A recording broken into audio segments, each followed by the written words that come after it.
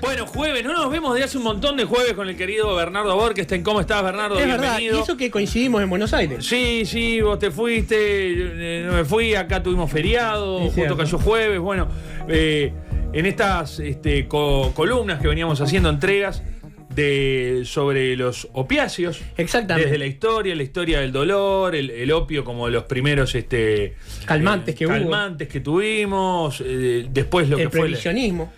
sí, el periodo de cierta industrialización, digamos. Exacto. Y bueno, y vamos arribando a la actualidad, ¿no? Exacto. Vamos, digamos, como columna de articulación, a hablar de cómo es que funcionan estos medicamentos, porque hasta el día de hoy son medicamentos, ¿verdad? O sea, tanto morfina como varios de los derivados opioides, hoy en día están en la farmacopea.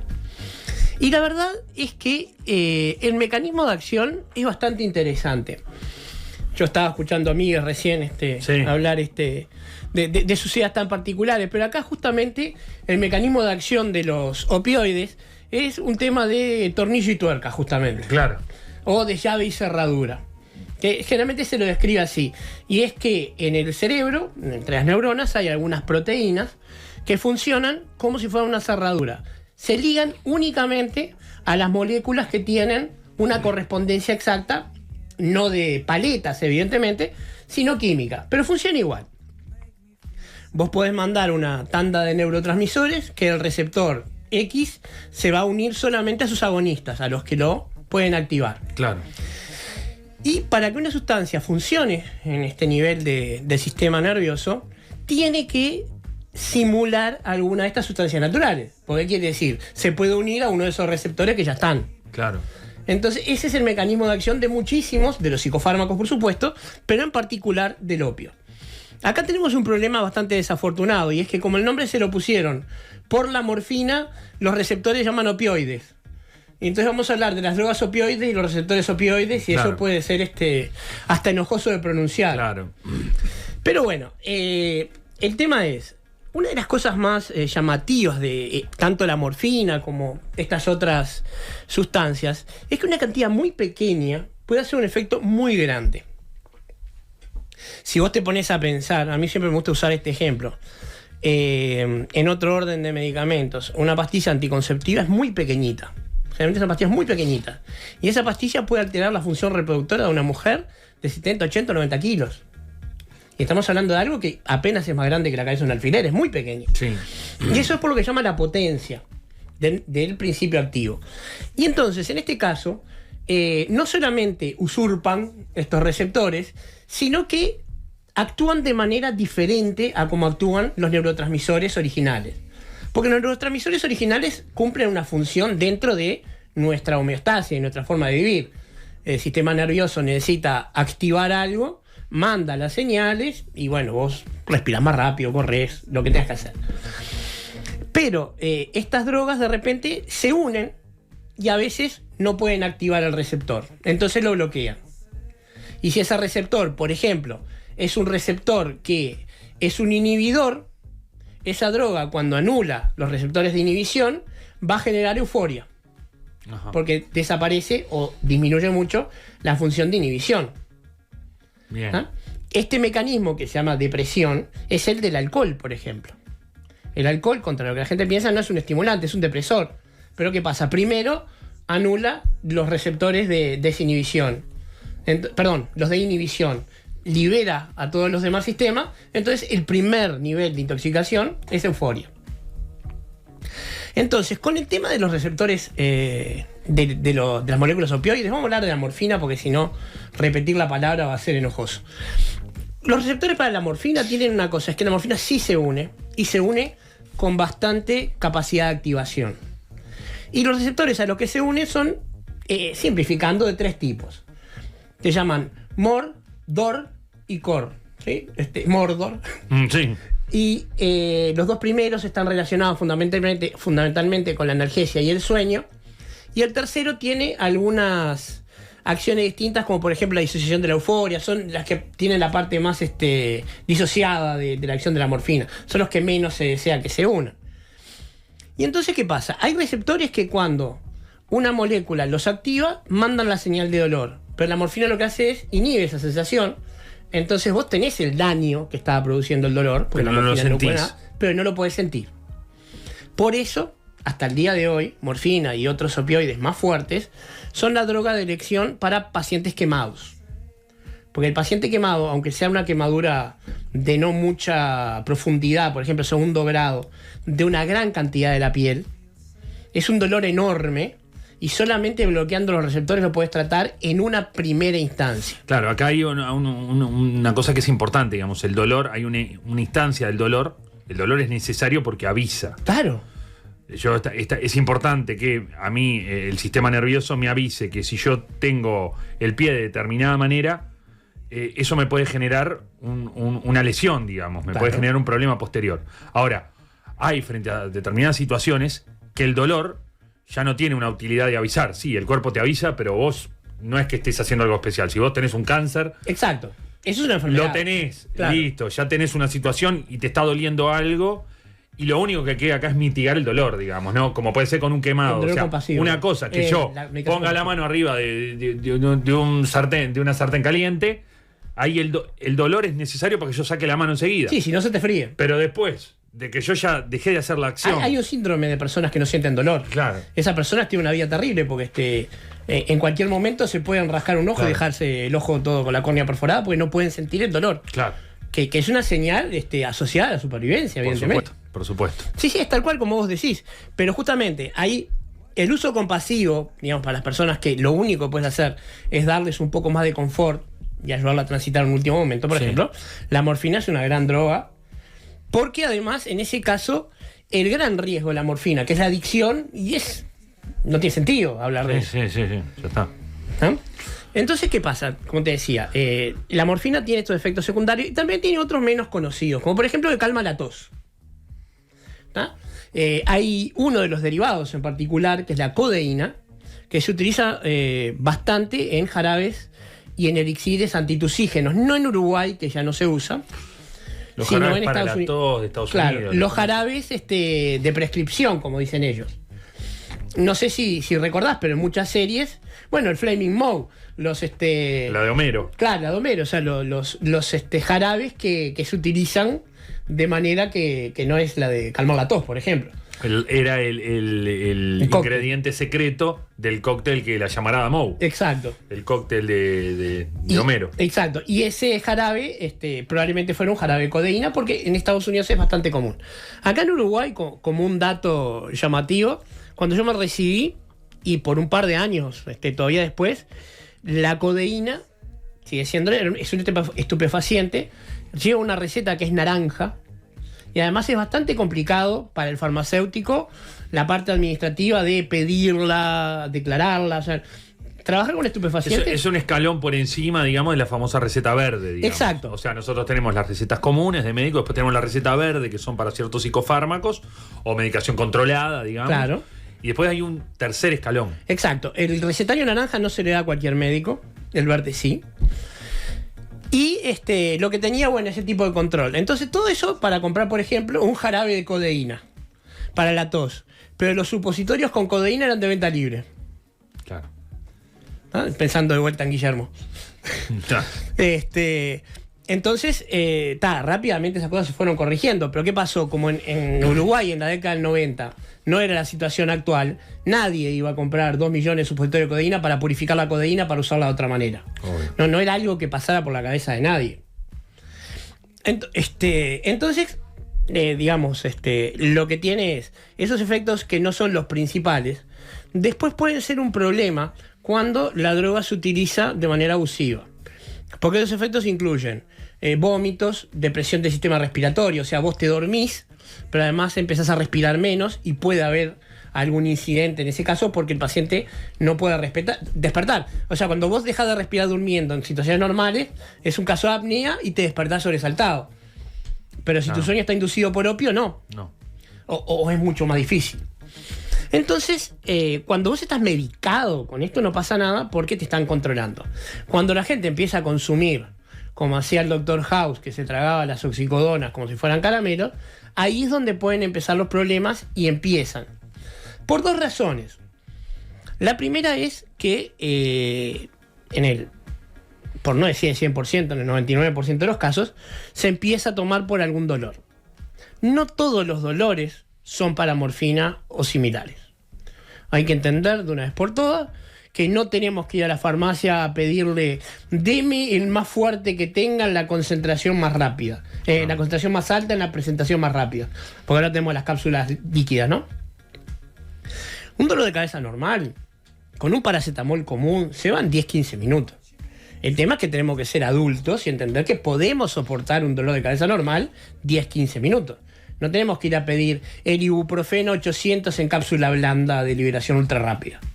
Porque el día que tengo un dolor un poco más fuerte, un dolor de muelas, ese ibuprofeno capaz que no me hace tanto efecto. Sí, el tema, Bernardo, yo pensaba, ¿no? A veces no hay una educación con respecto al manejo de la medicación. No la hay, no hay un manejo de los riesgos de esto. Yo lo digo, por ejemplo, la madre de mi hija ha sido, por suerte, muy atenta a esto, ¿viste? Yo de repente, mi hija le dolía, bueno, le di, y me abría el cajón y capaz que tenía un 600 en vez de un 400, ¿viste? O de 400 en vez del infantil. Claro. Pero sí, bueno, yo qué sé. Y bueno, no,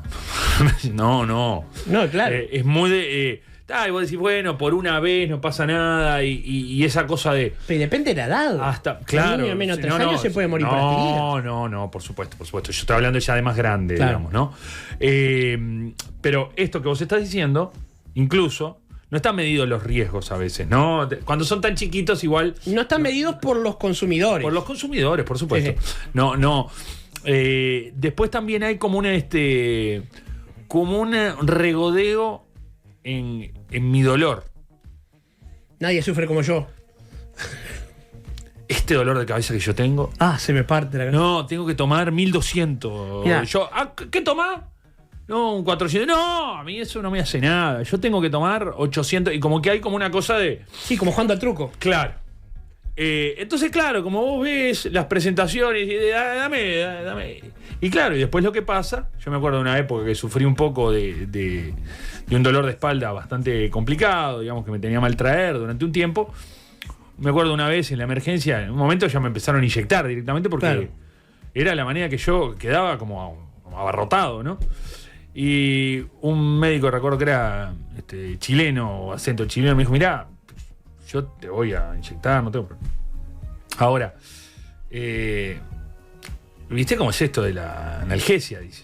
Probá algo alternativo, probá a ver acupuntura si te hace bien, probá otra cosa, porque si vamos levantando, en un momento no te va a hacer nada, digamos. Bueno, ¿no? es que, sobre todo en ese tipo de cosas, además vos que sos deportista, en algún momento hay que dejar de tratar el dolor. Esto es justamente la columna que viene cuando hablamos de ese tema, y empezar a tratar el origen. Claro. ¿Ah?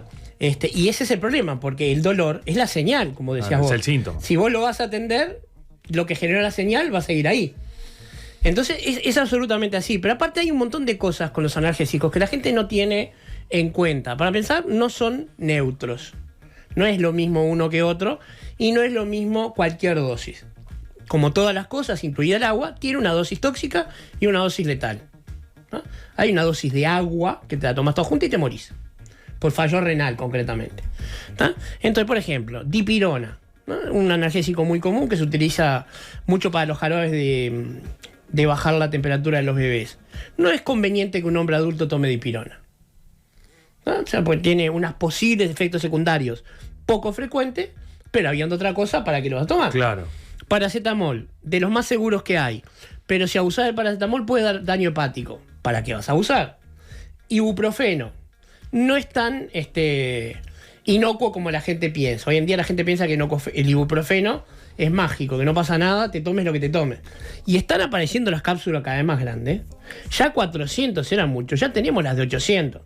Y en cualquier momento siguen subiendo. Cuando yo trabajaba en farmacias hace muchos años, que yo iba a hacer los balances, no estaba mucho rato en el mostrador, pero era muy común que aparecieran pacientes estereotípicos, ¿no? Por ejemplo, década del 90, el señor mayor que no se animaba a pedirle los preservativos a la dependiente mujer. Era un clásico, ¿no? Sí. Y la otra era la persona que venía diciendo, ay, se me parte la cabeza, y generalmente decían, tengo migraña, tengo jaqueca. migraña, jaqueca, entonces te pedían, por ejemplo, un Migra X, ¿tá? O un antijaquecoso. Cuando estaba yo, trataba de preguntar, ¿quién le diagnosticó eso? No, tienes un dolor de cabeza intenso, no necesariamente es una jaqueca, no necesariamente es una migraña. No le conviene tomar estas cosas porque lo que se utiliza para un analgésico contra la migraña hace efectos secundarios que afectan al resto del cuerpo. Claro. Si usted no tiene migraña, no tiene que tomar eso, por su propio bien. Y todo se basa en justamente que tenemos esa idea de lo quiero ahora y lo quiero ya. Ahora, el problema es, volviendo un poco a los opiáceos, que no actúan ni siquiera en la zona del dolor como lo hace la aspirina o como lo hace el ibuprofeno, sino que actúan en el cerebro, actúan en el lugar donde están el procesamiento de las sensaciones. Y como tal generan un montón de otras sensaciones sustitutivas de las que están deprimiendo. Y una de las más intensas es una sensación de placer y euforia muy grande. Yo una sola vez... A ver, para que la gente, para explicarlo más claro, un analgésico común, vos te duele una articulación y actúa sobre la articulación. Digamos. Sí, generalmente inhiben la síntesis de prostaglandinas, que son unas moléculas en la inflamación. Claro, esto va a el centro de cómputo, digamos. El centro de cómputo, exactamente. Y toquetea todas las perillas al mismo tiempo, ¿no? Claro. Entonces el resultado es imprevisible. Claro. Pero el problema es que si a vos te sacan la sensación de dolor, esto lo va a entender todo el mundo, en el momento que desaparece el dolor de cabeza. Ese momento de placer absoluto, cuando desapareció el dolor de cabeza. Sí, claro. Bueno, imagínate que eso se sostuviera en el tiempo. Eso es la morfina. Entonces, claro, una persona que accede a tratarse con morfina, no que accede en el sentido de decir que sí, sino que tuvo que... Cuando, por ejemplo, porque estuvo, no sé, internada mucho tiempo con inyecciones, sale de vuelta a la calle, la va a extrañar.